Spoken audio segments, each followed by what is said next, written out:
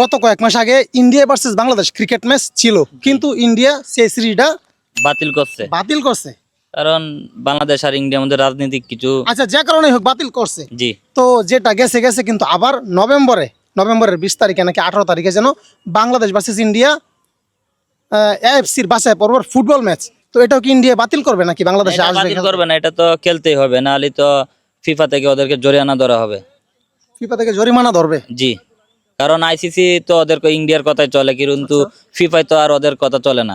অসম্ভব, এটা বাতিল হবে না, এটা খেলতে হবে। কারণ এটা ফিফা অল বিশ্বের মানে এক নিয়মে চলে, এটা যদি এটা নিয়ম চলে, যদি এটার মধ্যে না আসতে হয় তাহলে ইন্ডিয়ার মানে অল বিশ্বে চাপ দিবে, জরিমানা হবে। আচ্ছা, তো এই ভাই বলতে চাচ্ছে ক্রিকেট ম্যাচ ইন্ডিয়া বাতিল করছে বাংলাদেশের সাথে, কিন্তু ফুটবল ম্যাচ পারবে না। যদি ফুটবল ম্যাচ বাতিল করতে চায় তাহলে মানে তাহলে জরিমানা হবে।